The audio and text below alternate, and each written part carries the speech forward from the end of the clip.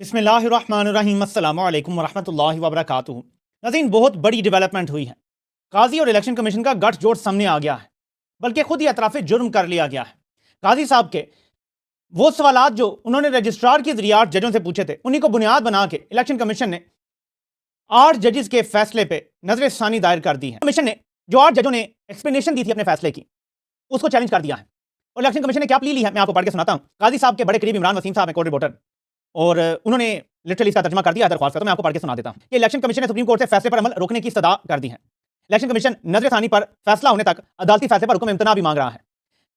Supreme court का मखसूस नजिस्तों का फैसला मफरूजों पर मबनी है, दरख्वास्त का हिस्सा है। सुप्रीम कोर्ट तशरीह की आड़ में आइन को दोबारा नहीं लिख सकती, यह भी इलेक्शन कमीशन ने अपनी दरख्वास्त में लिखा है। अदालत ने तफसील में अपने 12 जुलाई के अहकाम से इनहराफ किया है। तफसीली फैसले में अदालत ने 41 अरकान को तहरीक इंसाफ तक महदूद कर दिया। आजाद अरकान की सियासी जमात में शमूलियत की मियाद 3 दिन है। सुप्रीम कोर्ट ने अरकान को 15 दिन देकर आइन के अल्फाज को बदल दिया है। आजाद अरकान ने सुन्नी ताज कौंसिल में शमूलियत के बयान अल्फी जमा कराए। अदालती फैसले में अरकान के बयान अल्फियों को मुकम्मल नजरअंदाज कर दिया गया। बैरिस्टर गौर के सर्टिफिकेट दुरुस्त भी मान लें तो पीटीआई अरकान की तादाद 39 नहीं बनती। उम्मीदवारों की जानिब से सेक्शन 66 के तहत पार्टी वापसी के डिक्लेरेशन जमा नहीं कराए गए। रूल्स 94 इंतखाबी निशान वाली सियासी जमात के लिए है। इलेक्शन कमीशन तहरीक इंसाफ ने जजेस चेंबर में जो दस्तावेजात जमा कराएं वो कभी ओपन कोर्ट में पेश नहीं की गई, यानी इलेक्शन कमीशन ने यह भी कहा है तहरीक इंसाफ को मखसूस रिश्तों का रिलीफ नहीं दिया जा सकता। तहरीक इंसाफ ने किसी फोरम पर अपने हक का दावा नहीं किया। सुप्रीम कोर्ट फुल कोर्ट का फैसला है का दावा न करने वाले को पार्टी या रिलीफ नहीं दिया जा सकता।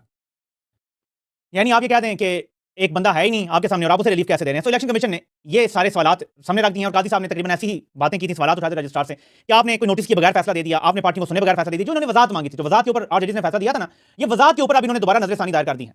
अब ये 8 जजों के पास फुल टॉस है और 8 जजेस यहां पे इलेक्शन कमीशन को खोल खाल के रख सकते हैं। मेरे ख्याल में ये जो रिस्ट्रेंट का मुजाहरा किया गया है 8 जजेस की तरफ से और इलेक्शन का कलअदम करार नहीं दिया गया, जबकि आर्टिकल 187 का अगर इस्तेमाल कर रहे थे तो वो बड़ा ब्रॉडर है। 187 में तो इलेक्शन कलअदम हो सकते थे, नहीं किया कि ये जो एक और पिटीशन पड़ी हुई है ना इलेक्शन के हवाले से कि इलेक्शन फ्री एंड फेयर नहीं हुए, इंसानी हकूक़ की खिलाफवर्जियां हुई हैं, 2 पिटीशन मुख्तलिफ हैं। मेरे ख्याल में इन जजेस का ये सोच है कि हम उस फैसले पर असरअंदाज ना होकर हमने अभी अपनी दे दी और इनपुट यहां दे दी तो वहां पे फिर हम बेंच में नहीं बैठ सकेंगे। जजेस खुल के देखना चाहते हैं कि हुआ क्या इस इलेक्शन में, और वो पूरी जो पिटीशन है वो लगाना चाहते हैं, लेकिन वो भी नहीं लग सकती जब तक कादी फायदे हैं। अगर कादी साहब रिटायर होते हैं तो मैं समझता हूं कि पहले महीने के अंदर अंदर वो पिटीशन लग जानी चाहिए। लगेगी या नहीं obviously remains to be seen, डीलें भी हो जाया करती हैं लास्ट मिनट, लेकिन इलेक्शन कमीशन ने ये फुल टॉस दिया। बहरहाल जस्टिस मुनीब और जस्टिस मुनसर अली शाह को इस पर खुल के अब एक छक्का मारना पड़ेगा ग्राउंड से बाहर। और एक और चीज, जस्टिस मुनीब अख्तर को अब एक जबरदस्त लेटर लिखना चाहिए कादी फायदा को, जो पब्लिक में भी जरूर आ जाएगा, क्योंकि कादी साहब का भी लेटर उन्होंने पब्लिक किया है। अगर चीफ जस्टिस को कोई ख्याल नहीं है तो किसी जूनियर जज को तो बिल्कुल भी नहीं होना चाहिए। और इस जज में कादी साहब के सारे लगाए गए वाहियात इल्जामात का ऐसा जवाब आएगा, मैं आपको यकीन दिलाता हूं कि जस्टिस मुनीब और कादी फायदा का अगर आप डायलॉग करवा लेना, डिबेट करवा लें, तो justice Munib Akhtar will wipe the floor with कादी फायदा। इस बंदे के पास अल्फाज खत्म हो जाएंगे और जस्टिस मुनीब अख्तर इसकी बोलती बंद करवा देंगे। पंगा बड़ी गलत जगह ले लिया है। मंसूर अली शाह, मुनीब अख्तर दोनों कादी से ज्यादा लायक जज हैं, दोनों ज्यादा आइन और कानून को समझते हैं, दोनों को बारीकियों का भी पता है। कादी साहब ने क्योंकि हाई कोर्ट में मारे नहीं खाई, सीधे चीफ जस्टिस लगे, उन्हें पता ही नहीं है, उन्हें पता ही नहीं, इज्जत करना और करवाना उन्हें आता ही नहीं है। वो सीधे सीधे फन्ने खान लगे, चीफ जस्टिस साथ सुप्रीम कोर्ट में आ गए तो वो अपने आप को फन्ने खान समझते हैं। ये जजेस सारे मारे खा के आए हैं। जैसे मंसूर अली शाह ने अपना टाइम बड़ा हाई कोर्ट में भी गुजारा है, लाहौर हाई कोर्ट में, ठीक है ना। जैसे मुनीब सिंह हाई कोर्ट में वक्त गुजार चुके हैं। तो जो लोग हाई कोर्ट में अच्छा खासा वक्त गुजार के आए हैं उन्हें पता है कि सब कुछ चलता कैसे है। कादी साहब को तो ऐसे बना हुआ हलवा कंपनी ने डायरेक्ट हवालदार लगाया और वहां से सीधा सुप्रीम कोर्ट लिया और तब से अब तक इस्तेमाल कर रही है कंपनी ने, वो मजे से इस्तेमाल हो रहे हैं। तो इसलिए इस वक्त जो सबसे जबरदस्त लेटर की मुझे उम्मीद है वो जैसे मुनीब अख्तर की तरफ से मुझे लेटर की उम्मीद है कि वो जब आएगा तो कादी साहब की वो चीजें खोल के रख देगा कि कादी साहब ने तसव्वुर नहीं किया होगा कि वो बंद कमरे में क्या करते रहे हैं। ये सब कुछ इसलिए सामने आ रहा है कि कादी साहब कुर्सी के साथ चिपके रहना चाहते हैं। इसी दौरान जब अदालत के अंदर जद्दोजहद हो रही है, मुनीब अख्तर और मंसूर अली शाह साहब आवाज उठा रहे हैं, कोशिश कर रहे हैं जो कर सकते हैं कानून के अंदर। वुकला का बड़ा किरदार है, लेकिन आज वुकला ने बड़ा मायूस किया है। यकीन माने कि जो नारे लगाते हैं ना, जिंदा है वुकला, जिंदा है वुकला, उतने ही जिंदा है जितना जुल्फिकार अली भुट्टो जिंदा है। बस उनकी जिंदगी की भी उतनी ही वैल्यू है। आज कॉल दी गई थी कि सुप्रीम कोर्ट के बाद वुकला नहीं आना है, कोई 2 दर्जन वुकला टोटल आए होंगे, चलें 3 दर्जन कर लें बस। क्या हजारों वुकला को नहीं पहुंचना चाहिए था? लेकिन ये कंपनी के इशारे के बगैर सांस भी नहीं लेते, अपनी प्रैक्टिस, अपना लाइसेंस, इसकी फिक्र है। लेकिन सलमान अकरम राजा साहब को उम्मीद है कि यह सिर्फ पीटीआई और आईएलएफ का मसला नहीं रहेगा, बल्कि सारे वुकला बीच में शामिल होंगे। ये आगाज जरूर है, और जो 2007 की वुकला मूवमेंट थी उसको लीड बेशक एजाज एहसान और इस तरह के कुछ लोगों ने किया था। ये मूवमेंट इंशाल्लाह सलमान अकरम राजा लीड करेंगे और इवेंचुअली मुझे लगता है इवेंचुअली कि और वुकला इसमें शामिल होंगे, मजबूरन उन्हें होना पड़ेगा, क्योंकि अगर सारा निजाम कोलैप्स कर जाता है तो फिर वुकला क्या करेंगे? फिर तो डीलें करनी पड़ेंगी। हर अदालत का फैसला लेने के बाद डील जिसकी होगी उसके हक में फैसला आ जाएगा। लेकिन अगर आप पूरे निजाम को करप्ट कर देंगे, प्रैक्टिस क्या रह जाएगी आपकी? फिर तो जिस बंदे ने आपको वकील करने से जरूरत ही नहीं है, सीधा वो जज से बात कर लेगा। वकील कोई 200 रुपए का वकील कर लो, जज को पैसे खिला दो या जज से बात तय कर लो, मामला अभी भी ऐसे होता है। लेकिन कुछ तो थी ना, सैनिटी कहीं तो थी, कोई सैंक्टिटी थी इदारे की, वो सब खत्म होने जा रही है। तो वुकला को इवेंचुअली अपनी खातिर ही निकलना पड़ेगा। लेकिन ऐसे में इमरान अहमद खान न्याजी का पैगाम मैं लाज़मी आपको सुनाना चाहता हूं कि वो क्या कह रहे हैं।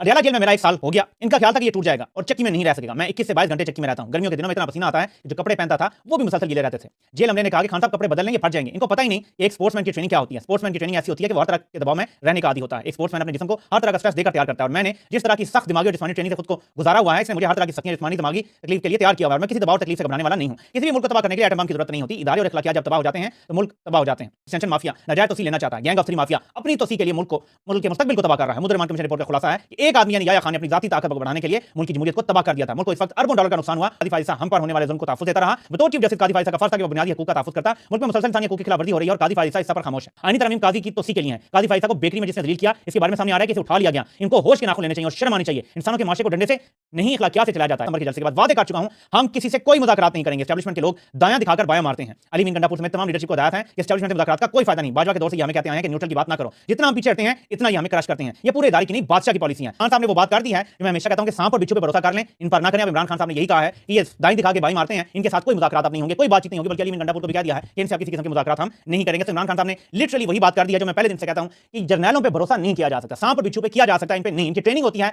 धोखा देना है। आपने लोगों को चक्कर देके अपनी गेम कामयाब करनी है। और ये जंग की हालत में ठीक है, आपने दुश्मन को धोखा देना होता है, ये ट्रेनिंग का हिस्सा है। लेकिन ये जंगी तौर पे जो इन्हें सिखाया जाता है जंग के वाले से, ये सियासतदानों पे इस्तेमाल करते हैं। झूठ, धोखा, फ्रॉड सब करते हैं। फ्रेब इनकी रग रग में रचा बसा होता है, इसलिए इनकी किसी बात का कोई एतबार नहीं किया जा सकता। तो खान साहब को भी पता है कि एक बड़ी मूवमेंट के जरिए ये मामला जो है किसी किनारे लगेगा और वो मूवमेंट इंशाल्लाह ताला शुरू होगी। ये ट्रिगर इन्होंने खुद दे दिया आईनी तरमीम का। पीटीआई ने बड़ा दावा किया कि हमारे लोग महफूज हैं। शेख वकास अकरम जो नए फैक्ट्री इतलात लगे हैं पीटीआई के, उन्होंने कहा कि हमारे सारे लोग महफूज हैं, आप फिक्र ना करें।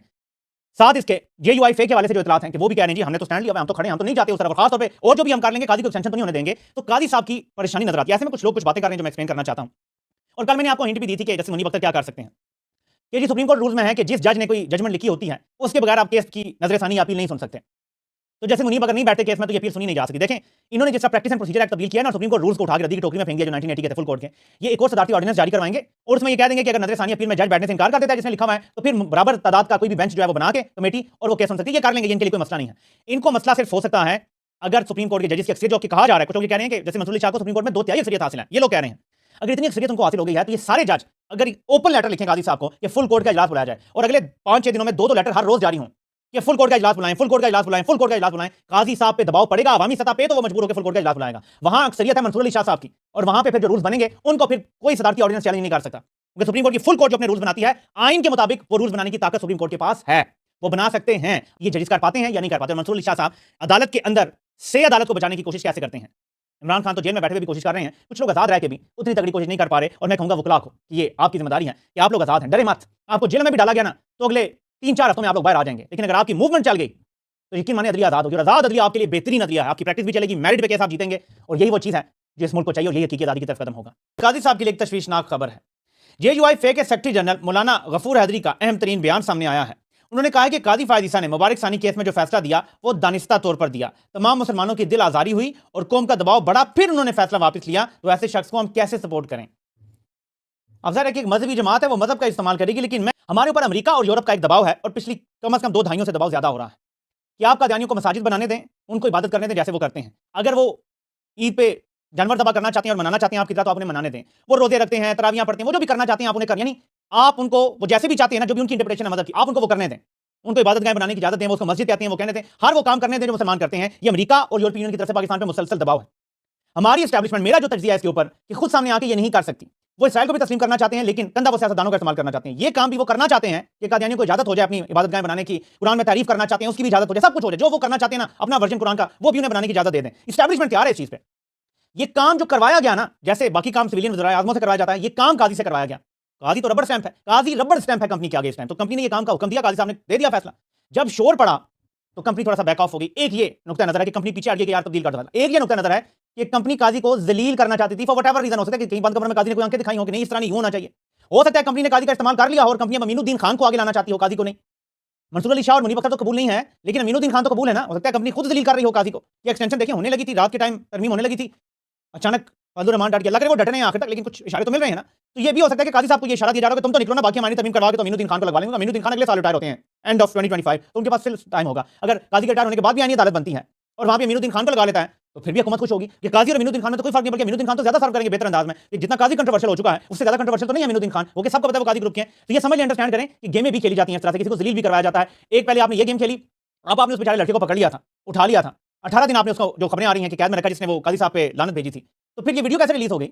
अचानक आप कैसे वीडियो सामने आ गई जब काजी साहब अपनी एक्सटेंशन की लिप पर तोड़ रहे हैं? तो सारे डॉट्स कनेक्ट होते हैं कि अंदर से कोई डबल गेम भी हो सकती है और ये भी कि कंपनी ने दाव चलाने की कोशिश की कि चलें अमेरिका और यूरोप को खुश करने के लिए हम कादियानियों को भी खुश कर देते हैं और कंधा जो है वो काजी साहब का इस्तेमाल कर लेते हैं। लेकिन इस पर अब मजहबी जमातों की तरफ से अगर ये आता है कि उन्होंने जानबूझ के ये फैसला दिया था, तो मैं भी इस राय के हक में हूं। ये फैसला सोच समझ के, जानबूझ के, और मैं ऐड करूंगा मेरा तजजिया ये कहता है ये इंस्ट्रक्शंस पर फैसला दिया गया था, बाद में ये बैकफायर किया या इसको इस्तेमाल किया गया काजी साहब के खिलाफ। दोनों सूरतों में ये फैसला बाद में दबाव की वजह से तब्दील हुआ था। लेकिन एक और खबर आ रही है, मैं इंडिपेंडेंटली इसको अभी तक कंफर्म नहीं कर सका, लेकिन मीडिया की तरफ से ये खबर आ रही है कि लेफ्टिनेंट जनरल मोहम्मद अली को सेक्रेटरी दिफा लगाया जा रहा है। इन्होंने इसी साल रिटायर होना था, मेरे ख्याल में इनके रिटायर होने का टाइम नवंबर में आ रहा है, लेकिन अभी से ही इनको सेक्रेटरी दिफा लगा दिया गया है 2 साल और 3 माह के लिए। आपको याद होगा जनरल बाजवा ने भी अपने रिश्तेदार को सेक्रेटरी दिफा लगाया था ताकि मुस्तकबिल में उनकी एक्सटेंशन हो सके। हो तो नहीं सकी थी, लेकिन उन्होंने भी सेक्रेटरी दिफा को लगाया था। सेक्रेटरी दिफा बड़ा इंपॉर्टेंट होता है क्योंकि आपको पता है कि सारा काम समरी ये वो करना, सारा कुछ एक्सटेंशन तकर्री का वहीं से स्टार्ट होता है। वजारत दिफा के नीचे ही सेक्रेटरी दिफा जो होता है ये सारा काम करता है। तो सेक्रेटरी दिफा एक जनरल, लेफ्टिनेंट जनरल को अगर लगाया जा रहा है तो जाहिर है कि किसी बड़े खेल की तैयारी है, लेकिन इससे भी मच लार्जर खेल ये हो सकता है कि आहिस्ता आहिस्ता हर महकमे पे अपना जनरल लगाया जा रहा है और एक ऐसा टेक्निकल किस्म का मार्शल लॉ लगाया जा रहा है जिसमें सामने शहबाज शरीफ का चेहरा है, सामने बिलावल का चेहरा होगा, लेकिन असल में हर जगह पे जर्नल बैठे हुए हैं और मुल्क अमली तौर पे आर्मी चीफ चला रहा है। याद रखें कि एक जनरल रिटायर भी हो जाए, कोई आर्मी अफसर रिटायर भी हो जाए, तो वो आर्मी एक्ट के नीचे ही बाकी जिंदगी गुजारता है। उस पर आर्मी एक्ट उसके मरते दम तक लागू होता है, यानी वो कभी भी आर्मी चीफ को ना करने का तसव्वुर भी नहीं कर सकते, बेशक वो रिटायर हो चुके हों। इस चीज़ को आपने ध्यान में रखना है। और इस तकर्री को अगर ये वाकई हो रही है और अगर ये खबर कंफर्म हो जाती है तो ये बड़ी तशवीशनाक खबर है कि टेक्निकल मार्शल लॉ और टोटल कंट्रोल एक बंदा बंद कमरों में बैठ के करना चाहता है, उसके लिए वो अपनी मुख्तलिफ जगह पे तकर्रियां और तैनातियां कर रहा है। ये बड़ी खतरनाक सूरत हाल है पाकिस्तान के लिए। तो ये खबर सबसे इंपॉर्टेंट थी आपके साथ शेयर करना कि सेक्रेटरी दिफा एक हाजिर सर्विस लेफ्टिनेंट जनरल को लगाया गया है। उससे पहले नादरा में एक हाजिर सर्विस जनरल को लगाया गया था। सो अब ये एक नई रवायत आ गई है कि हर जगह हाजिर सर्विस जनरलों को लगाया जा रहा है। पहले क्या होता था, रिटायर्ड जनरलों को लगाया जाता था। वो इन्होंने रिटायर हो जाना है अगले 2-3 महीनों में, लेकिन ये फिर भी एक बड़ी तशवीशनाक खबर है। आपसे इंशाल्लाह फिर मुलाकात होती है। अल्लाह पाक सब कहानी नासिर हो।